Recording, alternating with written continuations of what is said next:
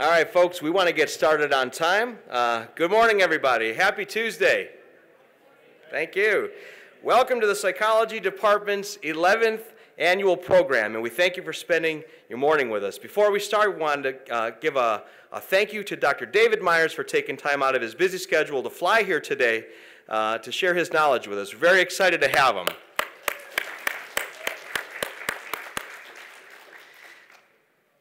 Thank you to the entire psychology department for helping us consider our topic this year. Thank you to Professor Kara Williams for all her help in organizing this program and helping us promote it. Also, thank you to Dr. Amy Williamson for helping us set up the CEU table. So if we have any counselors in the room, please check at the table in the front in the lobby and give them your information so you can get your CEU certificate. Also, thank you to Professor Baker for helping us field the questions later with our 2 microphones, and to our Psychology Club students for ushering our audience.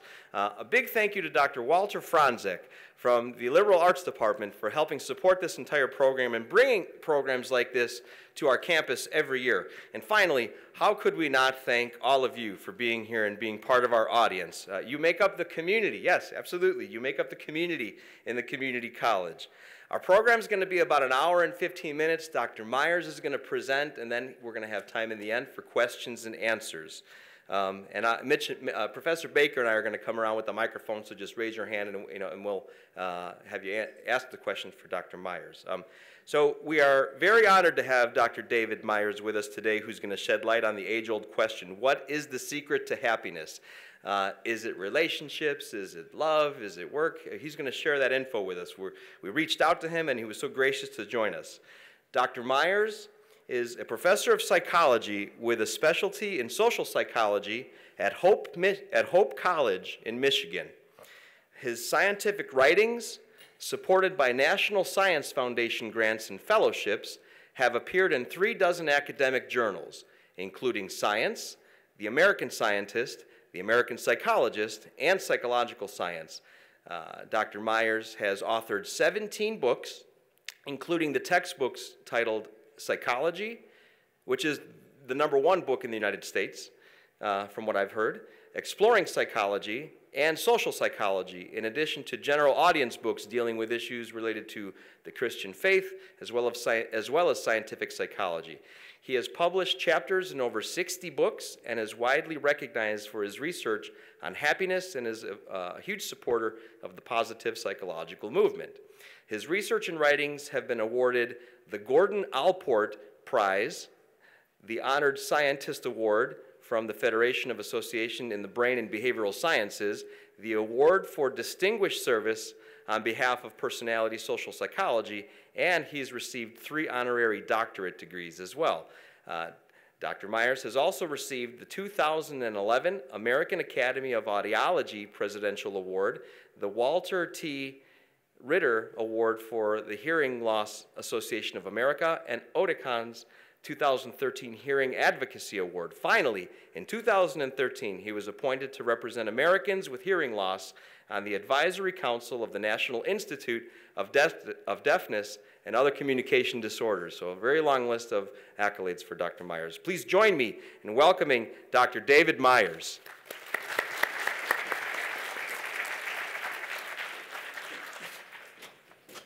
Thank you so much. It is a great pleasure to be here to say thank you for the privilege of assisting the teaching of psychology at Moraine Community College, to make some new friends, such as I have already this morning, and to invite you to go in pursuit of happiness with me by seeing what psychological science has learned about what does and doesn't predict people's experiences of happiness. Let me give you a little overview of psychological science from its first 120 years or so. If we look in psychological abstracts for certain words, we can find 135,000 articles that contain the word depression, but only about 8,000 on happiness. There's more than 40,000 on fear, only about 2,000 on courage. Some 18,000 on anger, only about 3,000 on joy. We've done a very good job at focusing on human problems and how to alleviate them. But maybe it's time, said Martin Seligman in his presidency of the American Psychological Association, for a more positive psychology. He foresaw 3 pillars under a more positive psychology for the 21st century that complemented our emphasis on pathology. First is what we'll be looking at today, the study and the cultivation of positive, what we call subjective well-being, feelings of happiness, a sense of satisfaction with life, an optimistic outlook. Second pillar underneath this new positive psychology is the study and the cultivation of positive human strengths and virtues, such as creativity, courage, compassion, forgiveness, gratitude, and the like. And the third is the study of and the creation of positive social institutions, healthy families, safe neighborhoods, pro-social media, effective schools. Those are the themes of this new positive psychology. And one analysis of the words that appear in the literature of positive psychology showed you some of these words, as well as optimism, strength, creativity, happy, autonomy, happiness, self-efficacy, self-determination, resilience, and so forth. These are all topics within this new sphere that's called positive psychology. If we look at specifically at our topic of today, the scientific pursuit of happiness, we can track the growth and interest in the scientific exploration of happiness across time. Back in the late 1980s, when I first began to be intrigued by this new research on what does and doesn't predict people's experiences of happiness, there were fewer than 100 articles a year appearing.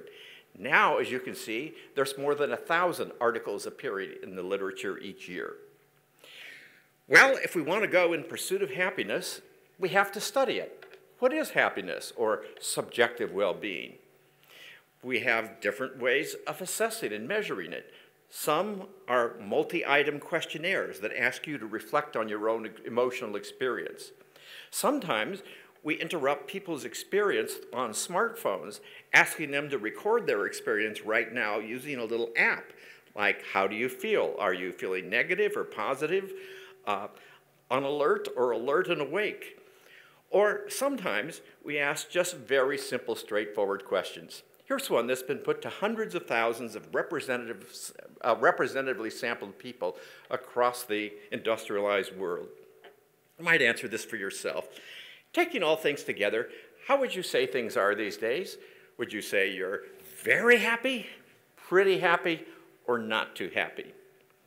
Or we can ask you a slightly different question, a little more cognitive question about your sense of satisfaction with your overall life. How satisfied are you with your life as a whole these days? Are you completely satisfied, fairly satisfied, not very satisfied, or not at all satisfied? Well, if we put simple questions like that to random, that is representative samples of people in different countries, such as the United States, what do they report? How happy are people? If you go to bookstores and pull down, as I did when I got involved in studying the scientific pursuit of happiness, books about happiness, mostly written by mental health workers who spend their days with deeply unhappy people, you will read over and again that few Americans are genuinely happy. A third of Americans wake up depressed each day, and so forth. But if you instead go not to clinical samples, but to representative samples of average Americans, out there, you find their self-reports are mostly pretty positive. 3 in 10 Americans say they're very happy. Most of the rest say they're pretty happy. Only 1 in 10 say they're not very happy. Or look at these reports that were aggregated across 45 nations, surveys of more than 1 million people gathered by my occasional collaborator, Ed Diener at the University of Illinois. And what Dr. Diener did is calibrate these subjective well-being scales to a 0 to 10 continuum. 0 is some version of I'm very unhappy, completely dissatisfied, life is terrible. 5 is neutral, and 10 is I'm very happy, completely satisfied, life is a joy. Where do most human beings fall across the world on this 10-point continuum? They fall to the positive side of neutral. About 7, if you will, on this 0 to 10 continuum, which Professor Diener says makes some adaptive sense. If you think about it, if most of us walked around depressed all the time, then when something bad happened, it wouldn't have the signal value because we're already feeling bad, whereas if you usually feel at least pretty okay, slightly positive, then if something bad happens, it has signal value. It alerts you to do something about it and deal with it. Or look at this distribution of life satisfaction levels among 75,000 British people on a 1 to 7 scale. And as again, you can see, most people rate themselves as a 5 or a 6 in life satisfaction on that 7-point continuum. Down at the Southern Methodist University, David Watson interrupted 226 students with electronic pagers more than 10,000 times, asking them at the moment they were interrupted to report what kind of a mood they were in. What kind of emotions were they experiencing? And as you can see, about 4.5% of the time, they said they were experiencing some really negative mood. They were angry, they were upset, they were depressed, or whatever. 17% of the time, they were really happy, or they were elated, or they were excited, or whatever. 4 times as often positive as negative. And when Gallup asked Americans which of these faces describes how you feel about your life as a whole, you can see that more than 4 in 5 reported being in a good mood at the moment Gallup interrupted them. The Gallup World Poll asked people across the world yesterday, did you feel well rested? Did you get treated with respect? Did you smile, laugh? Did you learn to do something or do something that's interesting? Did you experience enjoyment? How was your day yesterday? Well, the people answering yes to all those questions were more than 80% in Paraguay and Venezuela. Here in North America, a little short of 80%. In the world's unhappiest places, Iraq and Syria, it was just short of 50%.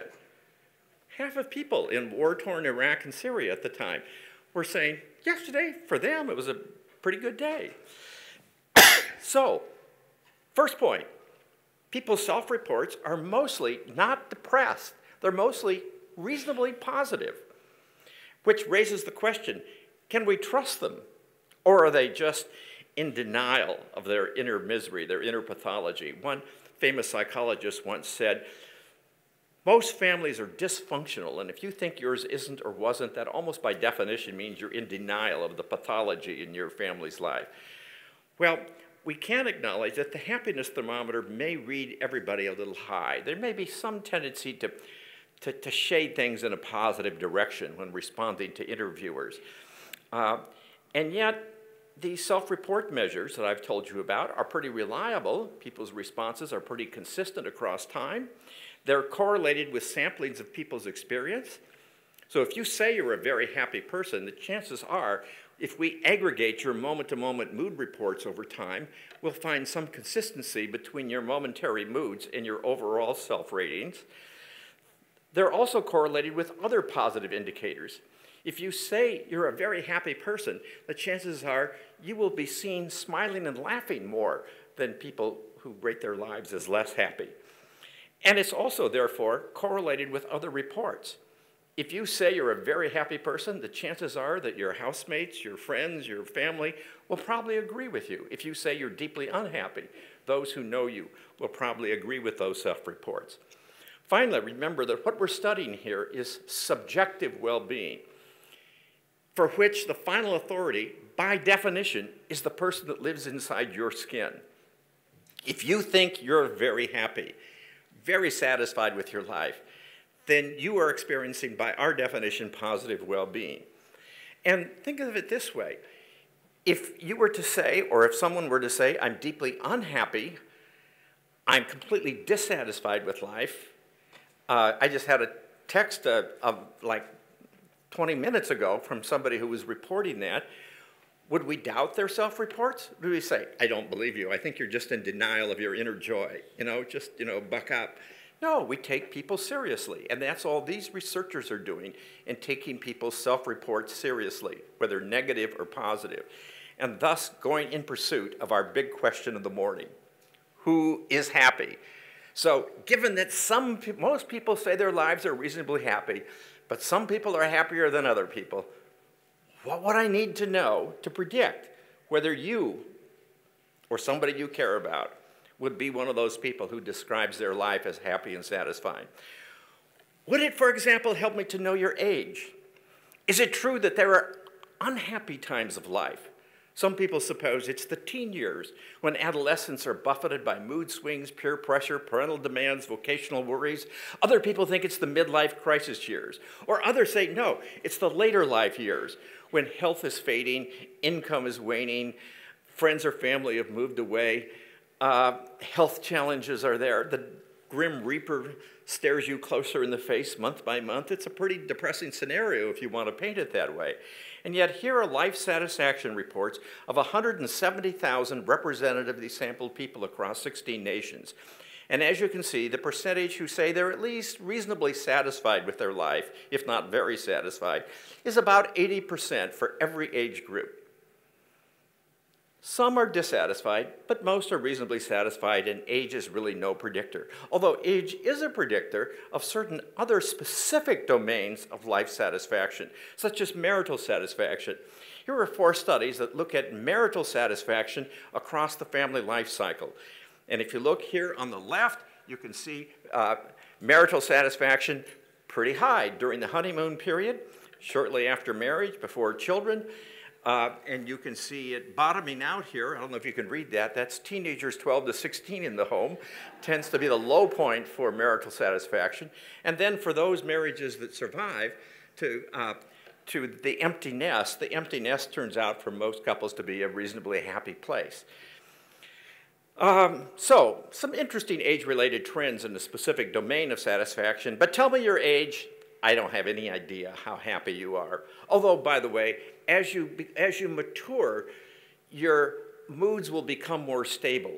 The ocean of emotion you travel will be less up and down within short periods of time.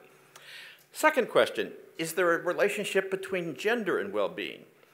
Is it true that, as some people suppose, men are happier because of their historically greater incomes and social power?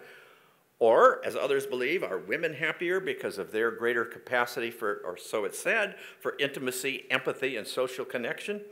Again, data from the 170,000 person 16-nation study shows us the percentage of fairly satisfied men and women is identical. And if we raise the bar and ask who's very happy, we see only a very modest difference between men and women. This despite the fact that men and women are at different risk for different forms of pathology.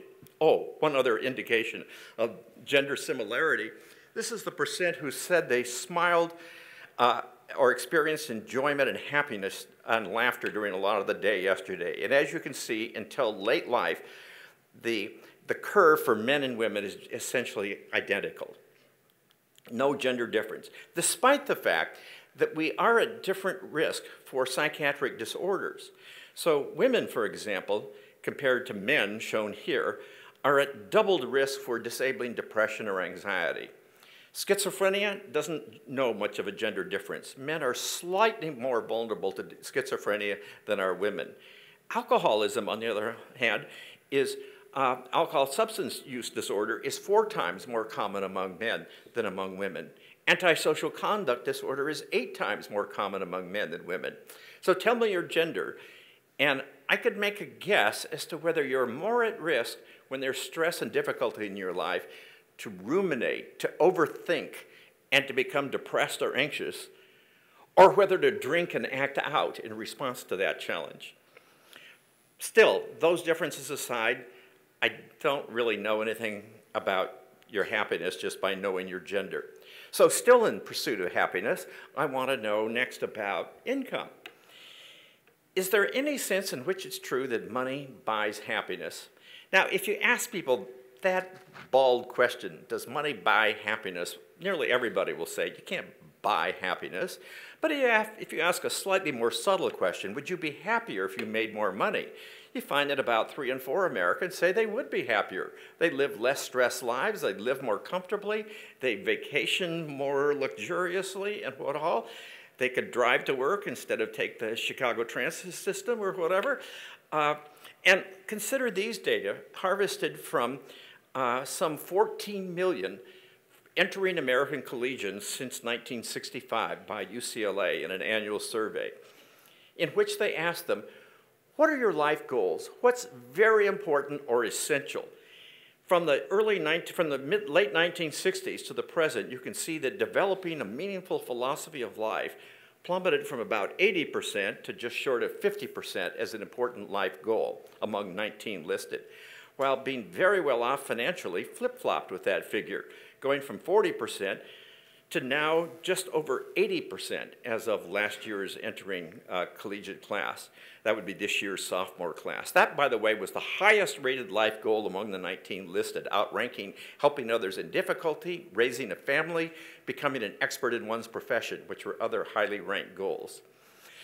And why not? It's the American dream. As the New Yorker magazine gave it to us in a cartoon, the three-step plan for happiness. Get lots of money, exchange that money for goods and services, and sit back and enjoy the good life. Is there any truth to this? Well, social scientists have triangulated on this question by asking three more specific questions. First, are people happier if they lived in rich countries rather than not so rich countries? Are they happier living in Canada than in Nicaragua, let's say, for example? And here are data illustrative of what's been found repeatedly before 2008 from this particular report and since. And what we see here is along the horizontal or x-axis, gross domestic product per person. So that's an index to national wealth. So those are the rich countries on the right. And on the vertical axis, we have people's self-reported life satisfaction. And as you can see, there is some upward slope to the data indicating some positive correlation between national wealth and the well-being, the psychological well-being of the people in those countries. But you can also see that it's not a linear, that is a straight line relationship, it's curvilinear. So when you go from 0 to, $30,000 a year or so, that's a pretty big change. But increases in national wealth above that level in the Scandinavian, Western European, North American countries don't seem to be associated with increased national well-being. We can also look within a country, such as the United States or Canada or Britain or wherever, and ask whether rich people are happier than not so rich people. Are folks who drive to work in a Mercedes today happier than people who take the bus to work? And again, we have massive data that repeatedly finds the same curvilinear phenomenon. Here's world data from the Gallup World Poll showing us overall levels of well-being and life satisfaction as a function of personal income. And as you can see, as people's income increases up to $80,000 or so, their well-being increases. Poverty is not fun and constrains people's control over their lives, but more and more wealth doesn't proportionally increase well-being either. And this has been reconfirmed in brand new data from 1.7 million worldwide Gallup interviewees, identifying what are called the satiation points for income. That is, within each country, what's the point above which further income increases are not associated with further increases in psychological well-being. And as you can see, for some countries, it's about $40,000. For Western countries such as Australia and such, it's about $100,000 or so. So someplace in the upper 5 digits of income is the point above which, beyond which further income increases are not associated with further increases in well-being. By the way, looking at data here from 450,000 people in the United States, we find the same curvilinear relationship when we look at the relationship between annual income of individuals and their positive emotions, the absence of negative emotion, and the likelihood that they live a life that's largely free of stress. Make it to about $50,000 a year. That's a good point to be. Beyond that, the kind of subjective well-being doesn't change that much. By the way, we can also look at people at the other end of the continuum who live lives that are severely challenged by difficult circumstance, not luxury and able-bodied enjoyment, but the opposite. Here's a sample of people who, as you can see, mostly describe their quality of life as satisfactory or good. Who are they? They're ALS patients. in Germany, Lou Gehrig's disease patients. They have one of the worst diseases that can afflict human experience. It's a progressive neurological disorder that usually claims a life at the end. And yet even these people, in the moment, right now, today, mostly are reasonably happy, as are most people who live with significant disabilities, who are in wheelchairs, or in the population that I'm acquainted with, are living with progressive hearing loss, which is a much more mild kind of disability. Or consider these data. Some years ago, University of Michigan asked people in my state of Michigan which of these faces describes their life as a whole. And as you can see, more than 9 in 10 people pick one of these happy faces. Just a very few years ago, some people took this scale down to Nicaragua and gave it to people who made their living by picking trash dumps and living next to the trash dumps of Nicaragua. These are the poorest people on earth who are surviving by picking through garbage. And asked them which of these faces describe their life as a whole. As you can see, they were somewhat less happy than people in the state of Michigan, and yet 2/3 picked some variation on a smiling face. I don't mean to romanticize poverty, and I think I've shown you that poverty is not a happy condition, but it's kind of impressive how resilient the human spirit is to difficult, challenging circumstance. And by the way, maybe that's a point of encouragement or of good news. Some of you are going to be, maybe some of you have already been challenged by some significant life challenge that was a real blow to you, maybe a health challenge or something like that. You may be surprised if this is in your future at your own capacity for adaptation and resilience in the face of challenge. It'll be bad, it may be brutal, it may be depressing, but in the end, you'll usually survive it. Third, does the happiness of a people rise with their affluence? That's the third question we can ask. If economic circumstance rises over time, does our happiness float upward with it, like the rising tide? Well, let's look at data here in the United States. First data I want to show you is the average personal income of Americans across time over the last 60 years.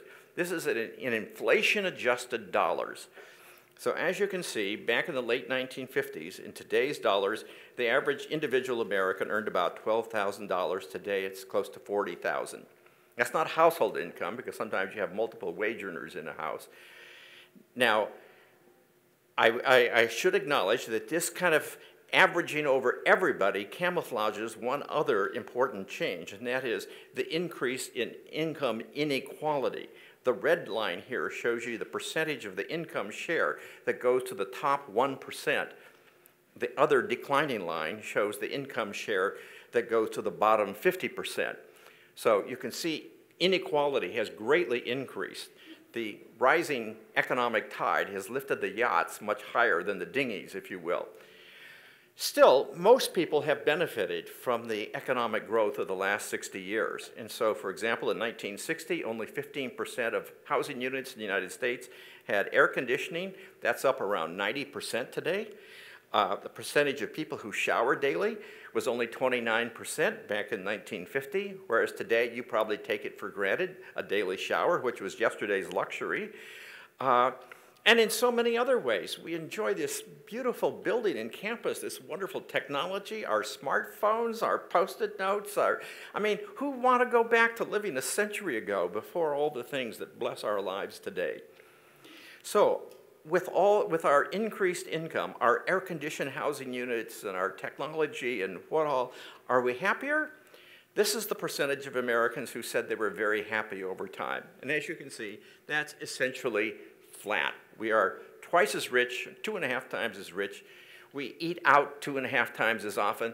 We have twice as many cars per person today as we did 60 years ago. Life is great materially, but we're no happier. And have you ever felt you were going to have a nervous breakdown? That number has actually gone up. We're a little more stressed out than we were back when we had less money. And another curious fact, we can look at the fate of teens from poverty they're at risk for certain forms of pathology, but there are other teens that come from super affluent families. And those teens are at elevated risk for different pathologies, anxiety, depression, substance use, and eating disorders, which have suffered elevated rates. Let's look at another country. I've been looking at the United States. China is another interesting case story. Gallup surveyed the People's Republic of China in 1994 and again in 2004. First, what material things did people have in 1994? Barely over a third had a color television. Only a fourth had a refrigerator. Very few had phones. In 2004, when they went back, those numbers had soared. Just 10 years. And now most people had TV, half had refrigerators, most had phones. I've been privileged to go to China 3 different times, and some of the people who I've gone with who've come there repeatedly are just amazed at the economic growth in China. Up in Michigan, a manufacturing state, we sometimes lament the outsourcing of labor to China, which has meant less factory work here in the United States. But hey, it's good news for people in China. And they're people too, and they've enjoyed great material growth. So are they happier? How satisfied or dissatisfied are you with the way things are going in your life today? Gallup asked people in China back in 1994. And as you can see, in that impoverished time, half said they were satisfied. Only 12% said they were dissatisfied. Now, in the ensuing periods, Gallup forced a choice between one of those two, and so both of these bars are going to rise. But the striking thing here is that over time, as material abundance was increasing, remember, people have refrigerators and phones here and TVs here, but not here, and yet they're more dissatisfied. And that seems partly due to the fact that in China as well as in the United States, income inequality was increasing during that period. Back in 1994, you had very little. Your life was impoverished, but so was everybody else's around you. And so when you made what we call social comparison between your life and those of others with whom you compared your life, theirs was the same. Now you can compare to others around you. You've got more, but you can see others that have even more and feel relative deprivation by the contrast. So to summarize what I've been saying here these last 8 minutes or so, there does seem to be, in fact, some correlation between wealth and well-being, but it's not nearly as great as what people suppose, and the difference between those two curves is called the affective forecasting error. We adapt to changing circumstance. By the way, this research is making it into the public consciousness, and thus we have New Yorker cartoonists saying, money won't make you happy, Waldron, so instead of a raise, I'm giving a Prozac. And we have the sustainability movement, which is picking up on this by urging us to redefine what progress means from material advancement that's unsustainable and thinking of growth and progress rather in terms more psychological, defined by quality of life and well-being, and that can be lived sustainably in an era of climate change. Okay, we've been searching for happiness. So far we found that most people are reasonably happy. We have some good ways of measuring happiness and life satisfaction. Some people aren't. We're searching for the difference between those who are and aren't, and we found that, gender, age, money, give us some little clues, but they're pretty little, and so we're still kind of searching for this guy on the right who says, I've always been happy, but lately I've turned it up a notch or two. I mean, these are the kind of super happy people that need what The Onion has proposed as a drug for the annoyingly cheerful, Despondex, if you're annoyingly happy and need to be brought down. Who are these happy people who walk around with smiles on their face? First of all, we do know some things about them. If age and gender and money to a limited extent predicts their happiness, here are 3 things that predicts their happiness much more and maybe predicts yours as well. First, some traits. Number 1, self-esteem. Happy people like themselves. By the way, self-esteem is typically measured by paper and pencil questionnaires that ask people to respond, true or false to, I am fun to be with. you know, or I mean, just a series of statements such as that. And it turns out that most people respond positively. Indeed, most people exhibit what we call a self-serving bias. They tend to perceive and present themselves favorably. More than 90% of drivers think they're better than the average driver, for example. That's self-serving bias, because it can't be true by definition. By the way, self-esteem scores, which do predict happiness scores, tend to be about the same among men and women, people of different races, and that helps us understand why these different demographic groups tend to have similar overall happiness and life satisfaction. Secondly, a sense of personal control, or what we call an internal locus of control. Do you feel in control of your life? Do you feel empowered? Do you feel like the choices you're making today are affecting your destiny? Or do you think that your life is beyond your control? You're a billiard ball controlled by things beyond your control. People who feel a sense of control and empowerment report more happiness for their lives. I come from a place called Hope College, so maybe it's also appropriate that I acknowledge the positive power of optimism. People who are pessimists, who always kind of look on the downside, have low expectations for the future, blame themselves when things don't go wrong, when things don't go right, live with less happiness than people who have a more optimistic outlook, who, when things go badly, can externalize the responsibility for that and think it's not going to affect their future. And finally, extroversion. Happy people tend to be outgoing rather than introverted. That's illustrated, by the way, in these data from Purdue University showing the day-to-day well-being of introverted and extroverted university students. And as you can see, extroverts tend to report more happiness than introverts. Also, Thursday, Friday, Saturday tend to be the happiest days of the week. Now, a lot of you guys seem in a pretty good mood today for a Tuesday, because this is one of the lower days of the week. By the way, there are other data that also give us data. This is kind of a side tangent, but some interesting big data from that was harvested for me by a Facebook social psychologist from billions and billions. He wouldn't tell me the exact number, but I somehow got the sense it was over 20 billion Facebook status updates from people's news feeds. And what they did is analyze those news feeds to see the occurrence of various positive or negative emotion words and what fraction, what proportion they were in according to day of the week. And as you can see, Friday tends to be the happiest day of the week as reflected by the words people are using in their Facebook posts. People have done the same thing with 509 million Twitter messages. And as you can see again, Friday and the weekend days tend to be a little happier in terms of the positivity of the words that people are using in their Twitter messages, and evening tends to be a little happier than this time of the day. So let me just pause there. I realize that at this point, some people may be wondering, is he getting paid for this? I mean, come on. Did you really have to do research to know that, what has he just said, that optimistic, high self-esteem, outgoing people who feel in control of their lives would be happier than their opposites? I mean, my grandmother could have told you that. And so I hasten to remind you, as a little kind of timeout, word from my sponsor, which is psychological science, of what we know as the hindsight bias, or the I knew it all along phenomenon. It's the tendency, once you know the outcome of a study, or a sporting event, or a presidential election, or whatever, to think that that outcome is obvious and would have been predictable in advance.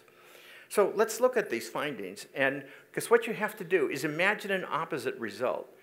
Had it turned out that introverts were happier than extroverts, might we not say, well, duh, of course. I mean, think about it. Extroverts are more often engaged with and thus in conflict with and stressed out by other people, whereas introverts, oh, you lucky introverts, you enjoy the serenity and the peace, the deep shalom of your contemplative silence. Or what about optimists and pessimists? My wife sees me as an incorrigible optimist who goes at life with inflated expectations, always expecting the best, and thus am frequently let down when reality doesn't live up to my lofty expectations. Whereas she, a pessimist, or she would call it a realist, has very low expectations as she approaches anything in life, and thus is often surprised and overjoyed at the outcome. And that's the deep joy of pessimism. So it might have worked out that way, and we could rationalize it if it did, but anyway, this is what we found. Okay, now back to our story from that little commercial break. So we've identified some traits that mark happy lives. Two other things that are really interesting. One is what we call social support. Human beings have a need to belong. We are creatures who are evolved and created to be in relationship with other people. And thus people thrive when supported by a network of close, caring relationships. We're not meant to live solo. And we see the results of this, first of all, in health research, what are called epidemiological studies that track lives through time to study health and premature death. People who have close, supportive relationships are at less risk for ill health and premature death. And they also tend to enjoy greater happiness. Do you have any close, intimate friends, people that if something bad or good entered your life today, you could call up and share that with, and they with you? Or do you live, even though you know a lot of people superficially, pretty much alone? One example, and I don't mean to present this as a prerequisite, but simply an example of a close relationship for many people at some point in their adult lives is marriage. So is there any correlation between marital status and psychological well-being? Here are data harvested right out of the city of Chicago, out of the University of Chicago's National Opinion Research Center, which does a sort of social census of America every 2 years now. One of the questions they ask is that happiness question that I asked you at the beginning. Taking all things together, how would you say things are these days? Are you very happy, pretty happy, or not? This is the percentage of very happy people in the United States over time who are married, that's about 40%, or who have never been married. And that number is even somewhat lower among the divorced and separated. That's a big correlation, which is accounted for in most social scientists' minds, because it's only a correlation, it's not necessarily a cause-effect relationship, by, yes, in effective functioning marriage satisfying the human need to belong and to connect and to find social support and intimacy. But also because people who are happy are somewhat more likely to marry and stay married than are people who are unhappy. By the way, if you do happen to enter into a marriage or do have a marriage, how that marriage is going has a way of coloring your emotional life as a whole. So the people that say their marriage is a very happy one, 6 in 10 say life as a whole is very happy. But if your marriage is not very happy, not too happy, the chances are less than 1 in 10 that you find life as a whole to be very happy. Those are the traits of happy people. Those are some of the close relationships that mark happy lives. Last thing I thought I would share with you is just some interesting data relating religious engagement to human well-being. By the way, we have a couple contrasting hypotheses here. Sigmund Freud saw religion as a sickness, what he called an obsessional neurosis that leads people to live sexually repressed, uptight, unhappy lives. And then we have, on the other hand, those who say the fruit of the Spirit is love, joy, peace, shalom. I mean, it's great. So who's right? I'm going to show you some data that illustrate give us an answer to this question, but also illustrate another important principle that I bet you're not aware of, because I wasn't until about 6 years or so ago when I started exploring these data. And that is that we can reach very different conclusions depending on whether we compare entities at the aggregate level, like comparing people in different countries or states, versus comparing individuals within an aggregate. Now that was pretty abstract, but I'm going to make this more specific. What I'm about to show you, I'm going to show you what I'm going to show you, then I'm going to show you some actual data, is that, first of all, we can compare the religiosity of different countries and states in terms of, for example, worship attendance rates in Sweden versus Guatemala, okay? We know those, we have those data. Or within the United States, in Alabama versus Vermont, okay? And it turns out that the more religious people are in a country or a state, Egypt would be a highly religious country, for example. Mississippi would be a highly religious state. The worse off life is, okay? So irreligious countries and states have higher levels of well-being by a lot of measures. And yet, paradoxically, and I call this the religious engagement paradox, when we ask the same question across individuals, we find that highly religious individuals, those who are religiously engaged, part of a faith community, active in it, are at less risk for all kinds of bad things and are more likely to experience happiness and health and what all. Okay? That's paradox. That's weird. But let me show you. First of all, let's look across countries. I harvested these data from the Gallup World Poll, which asked this very simple question, which I could ask you to answer in your own mind right now. Yes or no, is religion important in your daily life? Across the world, what percentage of human beings do you think answered yes? Turns out the answer is 2 and 3. 68% of human beings on the planet Earth answered yes to that question. Gallup in the World Poll also asked a different question, which is called it's called the ladder question, but what it is asking people to reflect on their life as a whole. Imagine a 10-step ladder where 0 at the bottom is the worst life you can imagine, and 10, the top rung of this ladder, is the best life you can imagine. On what rung of that 10-rung ladder is your life today? Okay? Those two questions have been put to enormous samples of people in more than 150 countries across the world. And here's the result. First of all, the answers range from the happiest place on earth when this question was put, Denmark, where the average person ranked their life at an 8 on that 10-rung ladder, to at the lowest place on earth, Togo in West Africa, where the average citizen put their life at about a 3 on that 10-rung ladder.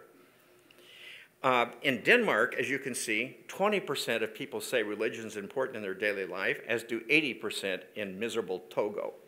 By the way, the United States is right at the world average in religiosity. This is an average religious country, but we're above the norm in terms of quality of life. What you're looking at, each of those blue dots is a country, by the way, is a minus 0.52 negative correlation between the religiosity of the country and the psychological well-being of the people. Now let's ask the same question across individuals within a country, such as the United States. The National Opinion Research Center here at the University of Chicago, as I've told, has asked 58,000 Americans whether they're very happy, pretty happy, or not very happy. And they've asked those same 58,000 Americans how often they worship, from never to several times weekly. And as you can see, the relationship between those two things is positive. Those who never attend religious services, 26% over the last 40 years or so have said they're very happy, as have 47% of Americans who are religiously engaged more than once a week. Okay, so what have we shown? This is weird, isn't it? Irreligious countries and very religious individuals are happy. Okay, let's try it again. Let's try it with crime rate. Again, we have now I'm going to look at state by state. We have religious attendance rates for each of the 50 states. We know what it is in Alabama and Oregon and Mississippi, and we know what the crime rate is in each state. And it turns out that there's a positive correlation between how often people are religiously engaged and the crime rate. So there's higher crime rates in more religious states. Now, by the way, there's lots of things we're not controlling here, and this is for discussion afterwards maybe. But when we look across individuals at who's been arrested, we see that the arrest rate is dramatically less among individuals who are religiously active than among those who are religiously inactive. So what have we shown here? Irreligious states and highly religious individuals have low crime rates. That's weird, isn't it? But to a social scientist, this is just like, cool. Let's try it with life expectancy. Again, we can see that highly religious states tend to have low life expectancy. By the way, those are also states that tend to have high smoking rates. They're states of the South that are the tobacco-growing states and so forth. So there's a lot of things we haven't controlled here. And yet, when we look across individuals in the United States, we see that life expectancy at age 20 in the National Health Interview Survey done by the government is dramatically higher amongst actively religious people than among irreligious people. So what have we said? Irreligious states and highly religious individuals have longer life expectancy. I could show you other data on other dimensions, and they pretty much all fit this same weird pattern. Angus Deaton, Princeton economist who recently won the Nobel Prize, has written with Princeton psychologist Arthur Stone, and they stumbled across this same weird paradoxical set of findings and asked, hold it, why might there be this sharp contradiction between religious people, that is religious individuals, being happy and healthy, and religious places being anything but? Well, one thing that we haven't done is control for other variables. And when you compare highly religious and less religious countries and states, you're comparing other things that are confounded, that go along with that religious difference. Because, for example, those highly religious states and countries tend to be high-income countries in which people are more psychologically self-sufficient and less religious. If you control for objective life circumstance like income, it totally eliminates the negative correlation between income and well-being and health across those places. If anything, it flips to a slight positive correlation between the religiosity of a place, a country or state, and the well-being of the people in that place. By the way, there's other domains as well where we can find this paradoxical phenomenon. Let me ask just a question before I show these data. Who's more likely to vote for the Republican candidate in presidential elections? Rich people or poor people? You thought it was rich people, but here are the data state by state. The high-income states shown on the right, these blue dots represent the 50, there's 50 blue dots here representing the 50 states. The richer a state, the more Democratic it votes. Okay? Rich states vote Democratic. Poor states like Alabama and Mississippi vote Republican. So there you have it. Rich people are for Democrats, poor people are for Republicans. Oh, you say, but look at the individuals. And yes, you're right. When we look at individuals, we get exactly the opposite pattern. High-income individuals are more likely to vote Republican and vote for tax cuts in their interests, if you will. Low-income individuals are more likely to vote Democrat. So what do we find? We have a similar paradox when we look at wealth and politics. Poor states and rich individuals vote Republican. So little lesson for today is you can sometimes make whatever point you want to make. For example, if you want to make religion look good or bad, it depends on how you pick the data. Whether you use aggregate data comparing countries or states, or whether you use individual data comparing individuals. And you can ask yourself, for wealth and politics, for example, which data tell the more important story?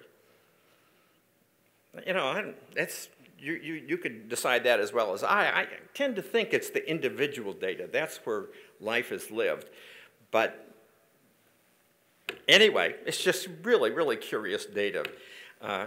And when I step back and ask the question, for individuals, why is religious engagement associated with greater happiness and better health? Different answers emerge, like maybe it's social support. There are 350,000 faith communities in the United States and Canada, each of which is a caring support network for its active members. Or maybe it's a mandate to exert self-control and self-regulation over your impulses. Michael McCullough and a colleague in one of our leading psychological periodicals noted that religious engagement across individuals is associated with a lot of positive things: lower crime rates, teen sexuality, pregnancy, longer life, higher marital satisfaction, and it turns out each of those things is also associated with greater self-control, with self-regulation. Can you regulate your impulses? Can you delay gratification for greater long-term rewards in your life? Well, it turns out that people who are highly religious score higher on measures of impulse control and self-regulation, which helps explain, McCullough says, those positive correlations. Then there's the whole question of meaning and purpose in life. People that have a sense of meaning and purpose to their lives, and we have questionnaires that measure such, live with greater joy and well-being, and some find that guided by their religious faith. Maybe it's a matter of acceptance, feeling accepted by what's ultimate. Maybe it's a matter of not focusing on oneself, but beyond oneself. People who are intensely depressed tend to be intensely self-focused. If there's something in your life that draws you to think, draws you outside of yourself, to focus on some mission, some cause, or other people, something greater than yourself, you're going to live with greater joy. And finally, terror management researchers today who study the emotional effects of confronting your own mortality, your own inevitable death, tell us that religion helps people cope with that terror of their own reality. If you believe that in the end, the very end, all shall be well, and all shall be well, and all manner of things shall be well, maybe you can endure the stresses and the threats, even of your own mortality as well as of daily life, in a more peaceful way. So out of this research comes some concluding wisdom about how we can make our own lives better, how we can flourish. First of all, we need to recognize that we are constrained by our own genetics. Some of those traits that predict happiness are genetically influenced traits. And yet, just as cholesterol level, for example, is genetically influenced, but is also subject to some control by means of diet and exercise, so also our genetically influenced happiness is subject to some influence by some of the things talked about here. By seeking work and leisure that optimally engages our skills, by prioritizing those close relationships that are so important for well-being, by keeping a gratitude journal that enables us to count our blessings. Or I've highlighted just two here. One is aerobic exercise, which turns out to be about as powerful an antidote to mild depression and anxiety as are psychoactive drugs. And secondly, sleep. Most young Americans are living sleep deprived and live with greater alertness, energy, and joy if they can discipline their time to give their bodies the sleep their bodies want and not have to cut that short with an alarm. Those are some of the things we can do to tweak our own happiness. Some more information about that ability to contact me if you're interested is at my website, which is just myname.org, and I have a little blog where I weekly reflect on interesting things in psychological science, some of which I've been privileged to report to you here just now at Moraine. Thank you very much for being a terrific audience. We do have some time left now to take some comments or questions.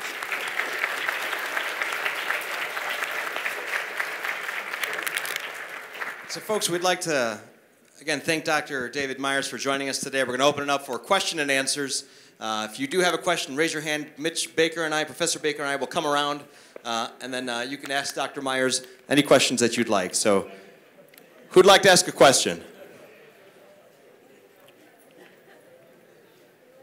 Anybody have a question?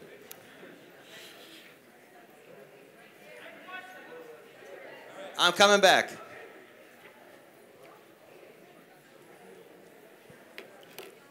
So think about what you might want to ask, and we'll get to you next.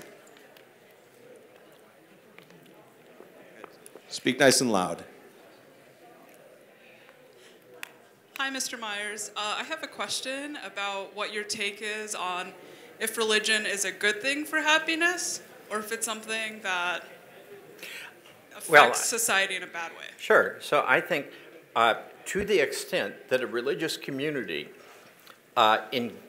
engages some of the things that we've talked about, provides a sense of community and social support, enriches life with a sense of meaning and purpose, gives one a sense of hope when confronting challenges and even the ultimate threat of one's own mortality, to the extent that or anything contributes to those positive things, then it's likely to have positive consequences for people's health and well-being. And that's what we saw in the data when we compared religious engagement across individuals to people's self-reported self-reported happiness into their health and life expectancy.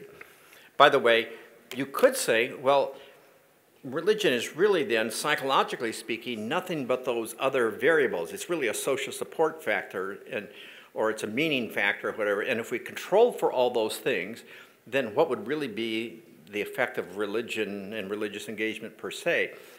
That's a little like asking, or it's a little bit like saying, well, what is a hurricane really? It's, if you control for the wind, the driving rain, the storm surge, and so forth, what would be the residual effect of the hurricane after you control for all those things? It would be zero. But that's because a hurricane is a package variable. It's all those things. And likewise, religion is a package variable to a social scientist. Now, there's a completely different question, and that is, for any religious view, whether you want to see it as true or false, as worthy of your life commitment or not. But that's not a psychological question. That's a different question. Thank you for asking. Thank you. Any other questions over on this side? No? Great. We have one over here. And by the way, you're welcome to ask just about anything related to psychology, too. Go ahead.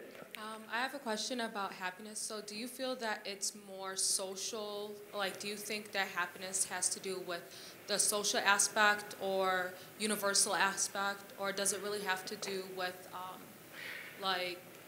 yeah, that's basically my question. Do you feel that happiness really has to do with... So I would say that the social aspect is absolutely huge. And if you ask me, if you put me against the wall and put a gun to my head and said, tell me, what's one thing that's most important as a determinant of people's happiness, in addition to having genetically endowed traits that may predispose them to be happy, I'd say it's close relationships.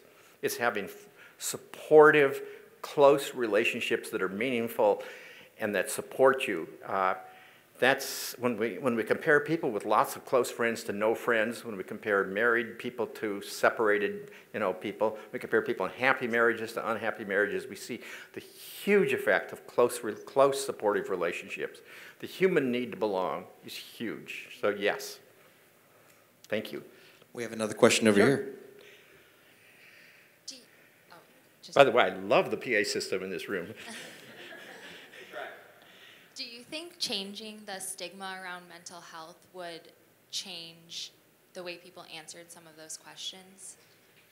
Would changing our definition of mental health or our system? Just the stigma of mental health. Oh, stigma of mental health.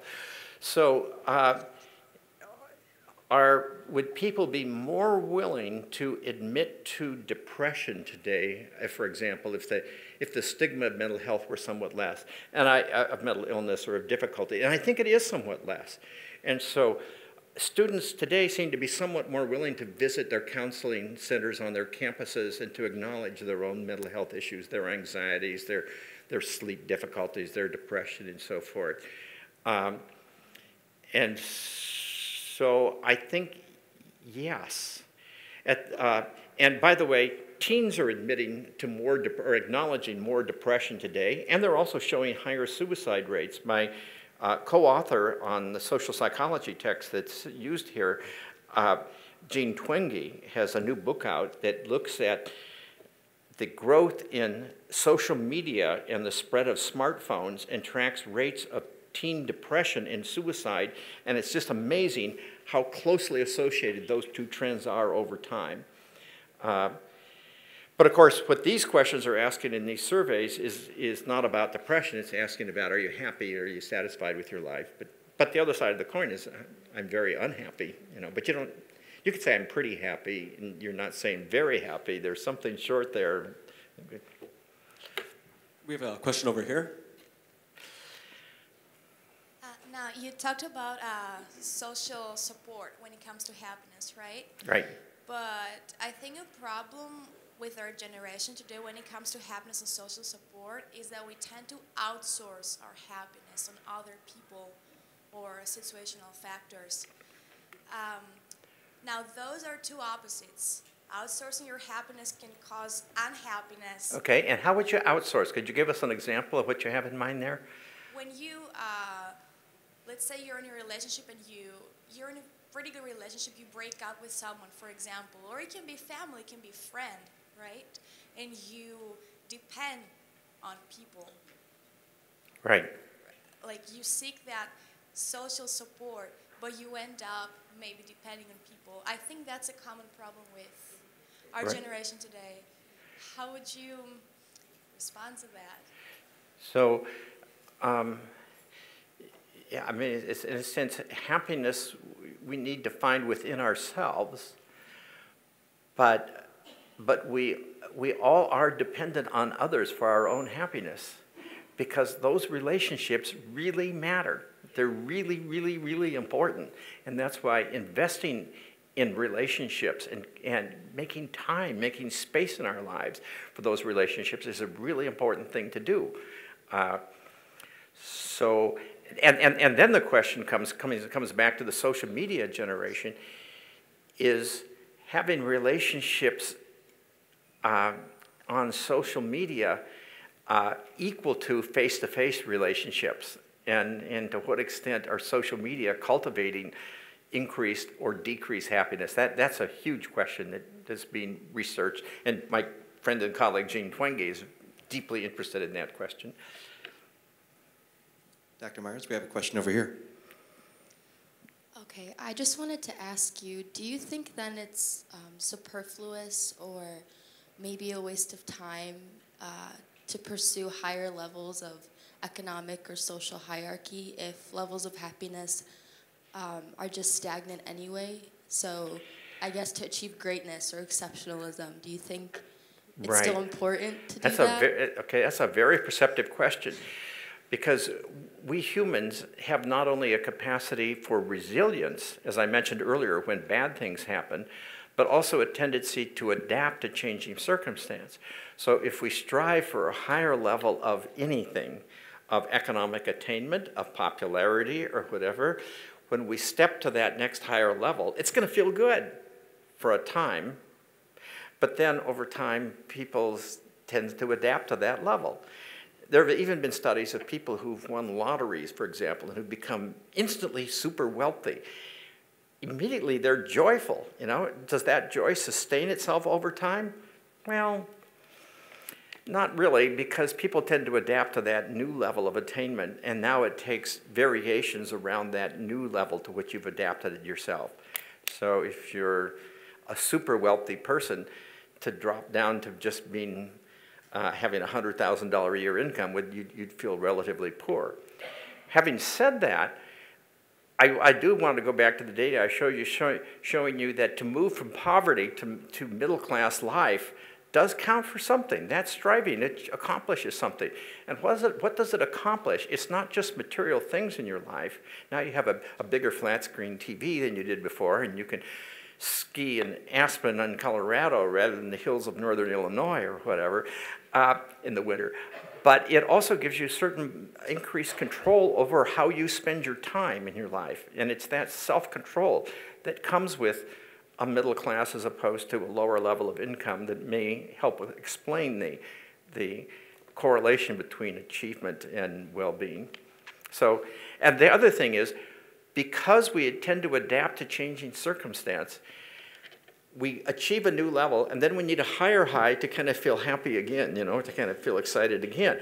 That's actually a good thing, because it drives people onward and upward to higher and higher achievement, rather than just to kind of become static at a certain level, a certain plateau, and be self-satisfied at that level. So it's not a bad thing, this adaptation level phenomenon, as we call it.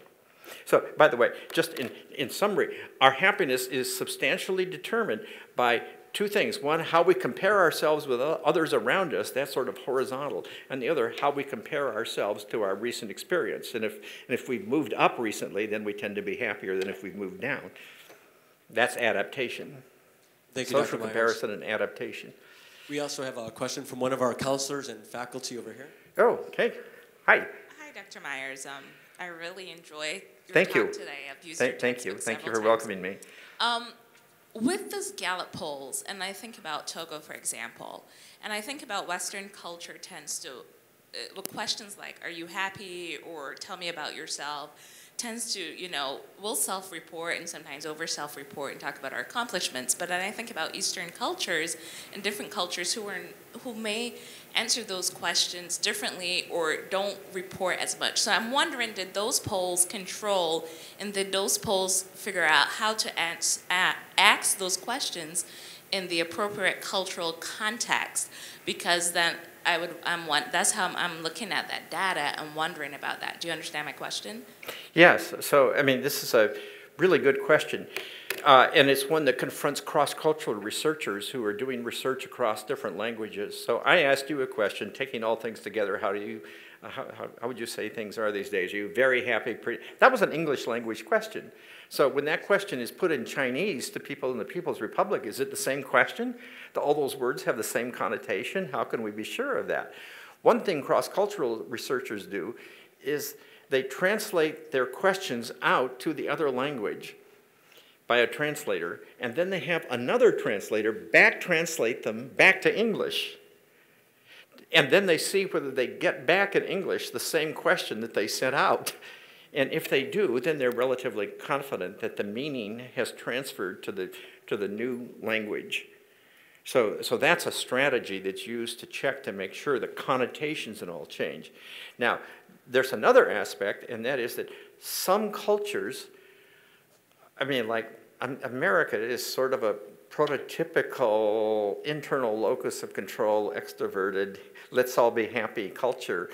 And other cultures, Middle Eastern cultures or Asian cultures, may not prioritize happiness and positive expression so much. So that could be a cultural difference that would affect happiness in the different cultures, or at least the expression of happiness. So, excellent question. We have time for about 3 quick questions, and then we're going to end our program just so everybody can get to their classes, and then Dr. Myers is on his own schedule. So we're going to take one quick one here. Are there any differences, if you have seen, in like communities like the LGBT community or like black communities, any like differences in happiness right there?